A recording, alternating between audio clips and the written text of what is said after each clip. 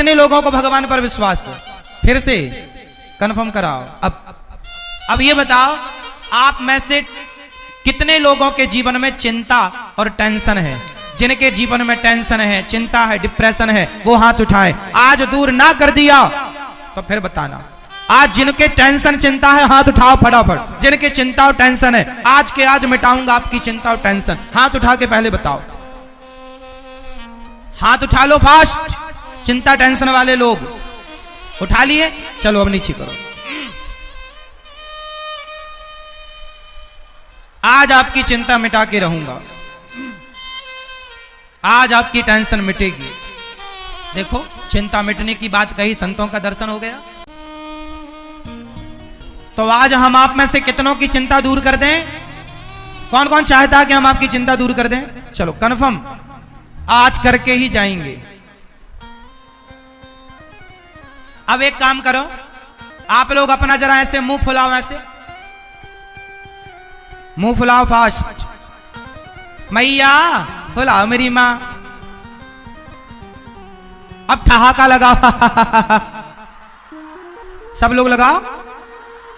अब ये बताओ कि क्या मुंह और ठहाका, मुंह फूलना और ठहाका लगना, क्या ये दोनों काम एक साथ हो सकते हैं? जोर से, क्या मुंह फूलना, ऐसे मुंह भी फूल जाए और ठहाका भी लग जाए, कि ये दोनों काम एक साथ हो सकते हैं? नहीं। तो फिर आपने अभी क्या बताया? हम भगवान पर विश्वास करते हैं, और फिर आपने कहा हमें चिंता है। अरे जिन्हें विश्वास है उन्हें चिंता किस बात की, और जिन्हें चिंता है तो विश्वास कैसा? आप गलत बोल रहे हैं। या तो आपको चिंता है या तो आपको विश्वास है, दोनों नहीं हो सकता। जैसे मुंह फुलाना और ठहाका लगाना दोनों एक साथ नहीं हो सकता, वैसे चिंता और विश्वास एक साथ नहीं हो सकता। अब ये बताओ कि आपको भगवान पर विश्वास है या चिंता है?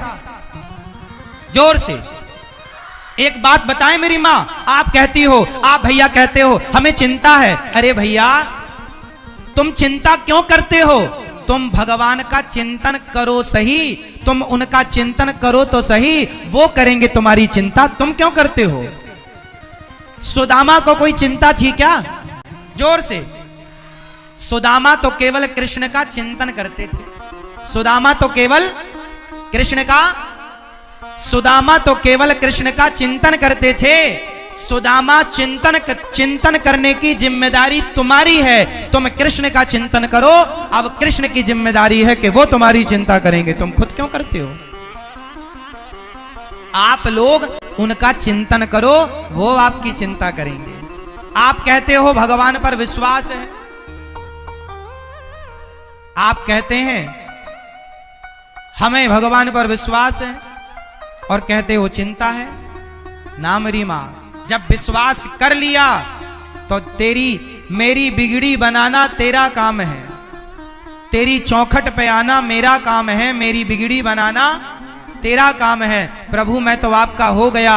जैसे छोटा सा बच्चा कोई चिंता नहीं करता, उसकी चिंता उसकी मां करती है, ऐसे भक्त बनकर शरण में चले जाओ भगवान की। भगवान चिंता करेंगे, आप निश्चिंत रहना। तो आज से चिंता नहीं करेंगे, क्या करेंगे? जोर से, भगवान का चिंतन। और आपके चिंता करने से कुछ ना होगा, विश्वास करो भगवान है सब। वो आप अपना कर्म करो, आगे की जिम्मेदारी भगवान की। विश्वास रखो भगवान पर, कर्म ईमानदारी से करो, फिर देखना चिंताएं मिट जाएंगी, आप सुखी हो जाएंगे। प्रहलाद जी ने कहा पांचवी भक्ति विश्वास। भगवान का नाम मंत्र जाप मम दृढ़ विश्वासा, पंचम भजन सुवेद प्रकाशा। भगवान का नाम किसके साथ जपना है? विश्वास के साथ। तो कितने लोग भगवान पर विश्वास करेंगे? और चिंता का त्याग कर दो। विश्वास है तो चिंता नहीं होनी चाहिए। आप लोग कहते हो ना विश्वास है, विश्वास नहीं है आपको, आपको तो केवल चिंता है। आप कहते हैं मेरी बेटी का ब्याह कब होगा महाराज, मेरा दुख दूर कब होगा महाराज, मेरा घर कब बनेगा महाराज, मेरा कर्जा कब दूर होगा महाराज, मेरे बेटे की नौकरी कब लगेगी महाराज, मेरे शरीर का दर्द कब ठीक होगा महाराज। मेरी माँ, ये जो तुम्हारे दुख हैं, ये तो तुम्हारे दुख तुम्हारे कर्मों से मिलने ही मिलने हैं। इन दुखों को कोई माई का लाल दूर नहीं कर सकता। यदि संसार में आपका दुख कोई दूर कर सकता तो अब तक कोई कर देता। यदि दुख दूर कोई कर सकता है तो केवल भगवान दुख दूर कर सकते हैं। इसलिए क्यों किसी को पुकारना, क्यों दर दर की ठोकर खाना, क्यों ना भगवान के भरोसे रहना। आपका दुख कोई दूर नहीं कर सकता। बताओ, भीष्म पितामह भक्त है ना, पर बाणों की सैया पर लेटना पड़ा कि नहीं? हाँ या ना? अर्जुन भक्त है या नहीं? जोर से हाँ या ना? अर्जुन भक्त हैं, लेकिन 12 साल वनवास जाना पड़ा। तुम कितने भी बड़े भक्त हो, सुदामा भक्त थे, पर भाग्य में गरीबी थी तो भोगना पड़ा। जो तुम्हारे हिस्से का दुख है, चाहे हंस के उठाओ चाहे रो के उठाओ, कहीं माथा पीटने से तुम्हारा दुख दूर होता तो आज तक सबका दुख दूर हो जाता। इसलिए पागलों की तरह यहां वहां माथा ना पीटो, केवल भगवान के चरणों में विश्वास रखो। माथा पटकना है तो भगवान के चरणों में, हे प्रभु मैं आपका हूं, मैं आपकी हूं। यदि कोई दुख दूर कर सकता तो द्रौपदी का कोई दुख दूर कर देता, पितामह का दुख दूर कर देता। हमारे हिस्से का दुख हमें भोगना पड़ेगा। जो हमने कर्म किए हैं अच्छे या बुरे, भोगना पड़ेगा। हंस के भोगे या, इसलिए भोगो। को न काहू को सुख दुख कर दाता, निज कृत कर्म भोग सब भ्राता। ये ईश्वर की कर्म विधान है। आप लोगों को लगता है कि बाबा जी महाराज जी मंत्र पढ़ दें हमारा दुख दूर हो जाए ना, ऐसा कोई मंत्र नहीं है जिसको पढ़ के आप अपना दुख दूर कर लो। एक ही मंत्र है, केवल कृष्ण नाम, एक राम नाम। राम की शरण में जाओ, भगवान को रोकर पुकारो, वो दुख दूर करेंगे तो दुख दूर होगा। इंसानों के बस की नहीं है। इसलिए भोगना सीखो। हमारे जो दुख हैं वो हमें भोगने हैं। बड़े बड़े संतों ने अपना कष्ट भोगा है, बड़े बड़े संतों ने अपना कर्मदंड भोगा है। भगवान राम को 12-14 साल का वनवास मिला, उनका ही अपना कर्मदंड था। माता सीता को वनवास मिला, जाना तो पड़ेगा ना साहब। फिर अच्छा ये बताओ, एक छोटा सा प्रश्न आपसे मैं पूछ लूं। भगवान राम ने माता सीता को वनवास भेजा, ये सुना है आप लोगों ने? अच्छा ये बताओ, माता सीता के वनवास जाने में कारण कौन था, जिम्मेदार कौन था? जब माता सीता रावण के यहां से वापस आई, राम जी के साथ रहीं और राम जी राजा बने, सीता मैया रानी बनी, उस समय एक किसी धोबी के कहने से भगवान राम ने माता सीता को निकाल दिया। क्या किसी के कहने से राम जी ने सीता मां को निकाल दिया? क्या ये राम जी का निर्णय और न्याय सही था? उत्तर दो, सवाल है आपसे। क्या किसी के कहने से अपनी पत्नी को निकाल देना सही था? उत्तर हां या ना में। मां, मैया, भैया ध्यान से सुनना सरकार, बहुत गंभीर बातें आपको सुना रहा हूं, सुनिएगा। बताओ, राम जी ने माता सीता को वनवास भेजकर राम जी ने सही किया या गलत किया? या सही या गलत ये तो अपनी जगह है। ये बताओ, माता सीता के वनवास जाने में जिम्मेदार कौन था? उत्तर दो, कौन जिम्मेदार था? ये मैया बताएंगी। द्रौपदी? कौन द्रौपदी? धोबी? बताओ, माता सीता के वनवास जाने में जिम्मेदार कौन था? ये मैया कह रही है वो धोबी जिम्मेदार था। आप बताइए, आप किसे जिम्मेदार मानेंगे? उत्तर दीजिए आप। माता सीता के वनवास जाने में जिम्मेदार कौन था? उस जिम्मेदार का नाम बताओ। आप बताओ। कोई नहीं? ऐसा कैसे हो सकता है कि कोई जिम्मेदार ना हो? धोबी? कौन? उर्मिला? आप बताओ, मैया आप बताओ। चलो भैया लोग बताएंगे। कौन? माता सीता? ये मैया बताएंगी। इस तरफ की मैया बताओ। मैया टाटा। बताओ मेरी माँ, कौन जिम्मेदार था? राम जी। इस तरफ एक भैया बोल रहे हैं राम जी। आज थोड़ा इस पर विचार कर लें। आज मैं जिम्मेदार को लाकर आपके सामने खड़ा कर दूं? कर दूं? सुनो फिर, मन लगाकर सुनना, एक भी शब्द ना गवाना, ध्यान से सुनना। आज मैं उस जिम्मेदार को पकड़ कर लाऊंगा जो माता सीता के वनवास का जिम्मेदार है। उस जिम्मेदार को आज हम आपके समक्ष पेश करेंगे। सुनो, कार्यवाही शुरू होती है। अब इसको समझने के लिए हमें अतीत में जाना पड़ेगा, पुराना समय याद करना पड़ेगा। चलो वाल्मीकि रामायण से शुरू करते हैं। जब माता सीता गर्भवती हुई, ध्यान से सुनना, एक एक अक्षर, एक एक शब्द। फिर मैं आखिरी में पूछूंगा कि जिम्मेदार कौन, आप लोग पकड़ के लाना उस जिम्मेदार को। हाँ, मैं बता दूंगा पूरी कहानी, लाना आपको है। सुनो, जब भगवान राम राजा थे, सिया जी रानी थी, जब माता गर्भवती हुई, ये उन दिनों की बात है जब माता सीता अयोध्या में राजमहलों में रहती हुई गर्भवती हो गई। तब भगवान राम को माता सीता ने कहा कि प्रभु आप पिता बनने वाले हैं, आपको मैं खुशखबरी देना चाहती हूँ। सीता मैया ने जब कहा कि राम आप पिता बनने वाले हैं, राम जी खुशी से नाचने लगे। आपने बहुत अच्छी सूचना दी। सीते बताओ मैं तुम्हें क्या दूं?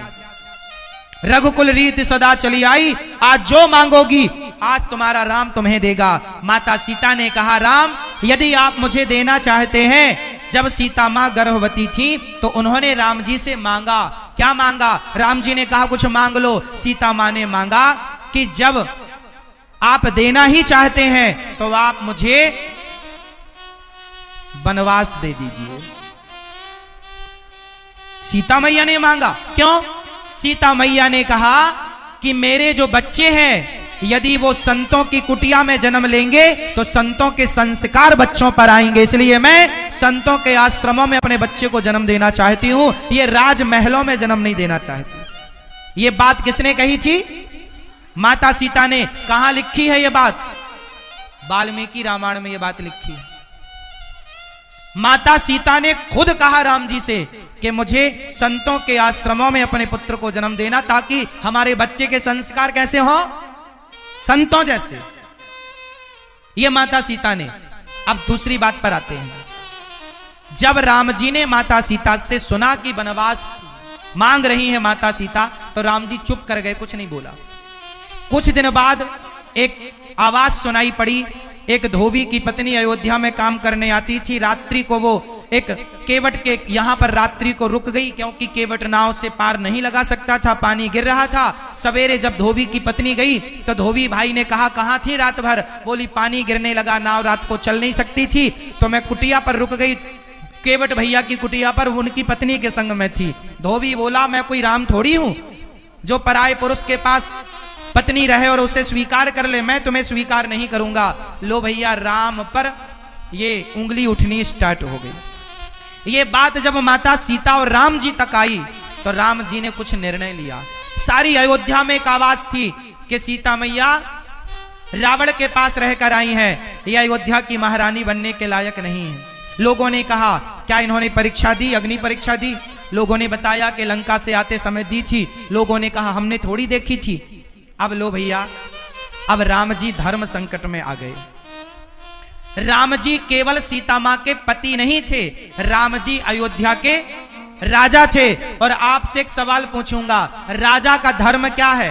प्रजा की बात मानना या परिवार की बात मानना? जोर से। राजा का धर्म है प्रजा की बात मानना। तो राम जी ने प्रजा की बात मानी और सीता मां को कहा कि आपने तो बोला ही था कि मुझे वनवास जाना है, तो अब आपका भी काम हो जाएगा, आपका भी वचन पूरा हो जाएगा और प्रजा की भी संतुष्टि हो जाएगी। सीता वही करो जिससे प्रजा का हित हो।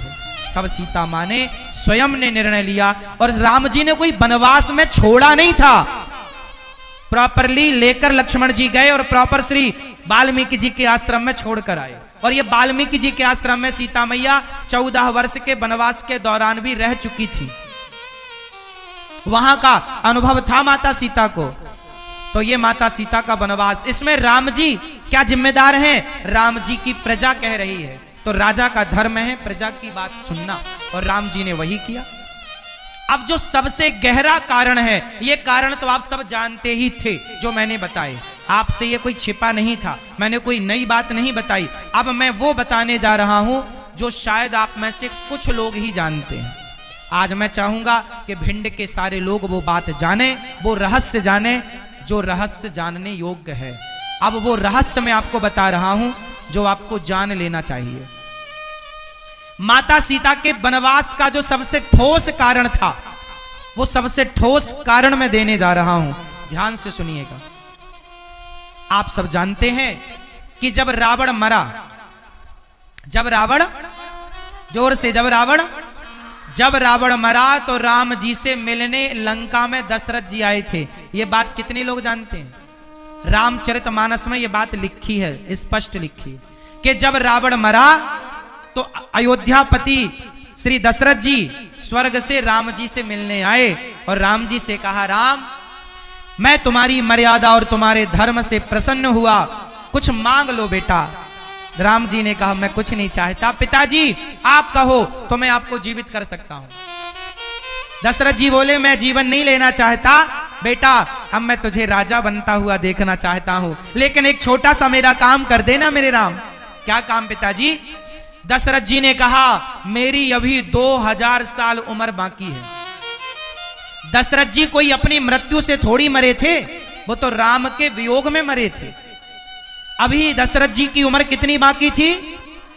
जोर से 2000 वर्ष। तो दशरथ जी ने राम जी से कहा, हे रघुनंदन मेरी 2000 साल उम्र तुम ले लो। और तब से कहावत चालू हो गई कि मेरी उम्र तुम्हें लग जाए। आप जिससे अत्यधिक प्रेम करते हो, आप उससे क्या कहते हो कि मेरी उम्र तुम्हें लग जाए। सबसे पहले किसने किसको अपनी उम्र दी? तो दशरथ जी ने अपनी 2000 साल की उम्र राम जी को दी। सबसे पहले दशरथ जी ने उम्र दी। अब दशरथ जी चले गए। चलो बताओ, राम जी इस धरती पर कितने साल उन्होंने राज्य किया? राम जी का शासन काल, कार्यकाल कितने वर्षों का था? जोर से नहीं जानते हो? इतनी सी बात। भगवान राम ने इस धरती पर 11,000 वर्षों तक राज्य किया। एक प्रमाण ये है, और दूसरा प्रमाण भागवत जी में लिखा है, राम जी ने 13,000 वर्षों तक राज्य किया। अब आप कंफ्यूज हो जाएंगे अभी कि 11 सही है कि 13, दोनों सही। मैं दोनों को सिद्ध करके बताता हूं, यही तो आपको समझाना था। सुनो, राम जी का कार्यकाल तो था 11,000 साल का, लेकिन पिता ने उम्र दे दी कितने साल? 2000। तो 11 और 2 13। तो राम जी ने 11,000 वर्ष तक तो अपना कार्यकाल किया, और जो 2000 वर्ष का राज्य था वो पिता का कार्यकाल पूरा किया, वो अपना नहीं था। इसलिए राम जी ने माता सीता को वनवास कब भेजा? जब राम जी सीता मैया के साथ 11,000 वर्षों तक तो साथ रहे। कितने साल साथ में रहे? 11,000 वर्षों।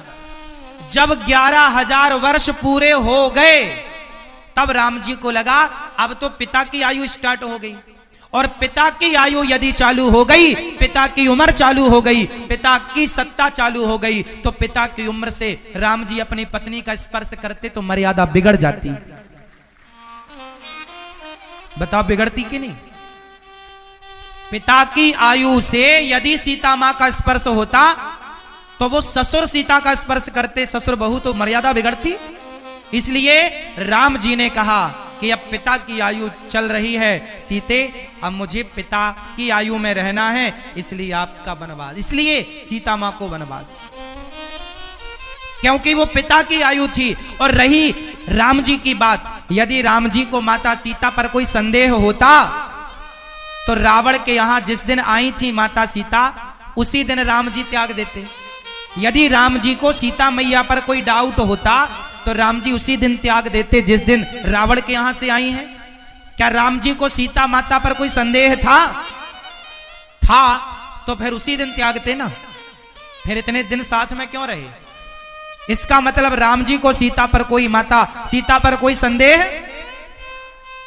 ये तो समाज है साहब। इसलिए आप लोग कहते हो ना लोग क्या कहेंगे, कहने वालों ने तो माता सीता को भी कहा, इसलिए परवाह ना किया करो कि लोग क्या कहेंगे। लोग तो कहने ही बैठे हैं, आप तो अच्छा काम करते रहो, लोग कहने ही बैठे हैं। लोगों ने तो माता सीता को भी कहा है, कहने वालों ने तो माता सीता को भी नहीं छोड़ा। एक छोटा सवाल करूंगा यहां मैं आपसे, एक बात बताओ कि रावण ने जिन सीता मां को चुराया वो सीता मां कौन थी? क्या असली सीता मां को चुराया या छाया सीता को चुराया? रावण ने सीता मां को चुराया, तो असली सीता मां को चुराया कि छाया सीता को चुराया? आप बताओ। असली? सब बोलो। क्या असली सीता को रावण ने चुराया था? तो बताओ उस समय असली सीता मां कहां थी? अग्नि में वास कर रही थी। और वो जो छाया सीता थी वो कौन थी? वो माता वेदवती थी। मैया कौन थी वो? जोर से। वो माता वेदवती थी। असली सीता अग्नि में वास कर रही थी। रामचरितमानस में लिखा है ये सब कि मैं निशाचरों का जब तक नाश करूंगा तुम अग्नि में वास करो, माता सीता। तो रावण ने जो सीता चुराई वो नकली छाया सीता, वो माता वेदवती थी। एक बार वेदवती कौन है? ये ब्रह्मा जी की पुत्री हैं वेदवती। ये तपस्या कर रही थी राम को पति के रूप में पाने के लिए। रावण चला गया, इनकी तपस्या बिगाड़ी, इन्होंने श्राप दे दिया, तूने मेरी तपस्या बिगाड़ी है, मेरे कारण तेरा सर्वनाश होगा। वही सीता बनकर आई, राम को पति के रूप में चाहती थी और रावण का उन्हीं के कारण सर्वनाश हुआ। फिर उन्होंने कहा कि मैं आपको पति के रूप में कब प्राप्त करूंगी? तब राम जी ने कहा कलयुग में पा लेना। वही वेदवती कलयुग में पद्मावती बनकर आई और वही राम तिरुपति बालाजी बनकर आए। और तिरुपति बालाजी का नाम तो सुना होगा, तिरुपति बालाजी का विवाह माता पद्मावती से हुआ। वही थी वो विवाह इस जन्म में यहां कलयुग में संपन्न हुआ, त्रेता वाला। तो रावण ने जो चुराया वो असली चुराया ही नहीं था, ये बात तो भगवान जानते थे, तो राम जी को थोड़ी संदेह था। इसलिए कुछ लोग संदेह करते हैं माता सीता और राम के इस प्रसंग पर, इसलिए हमने आपको क्लियर बताया। इसका एक और कारण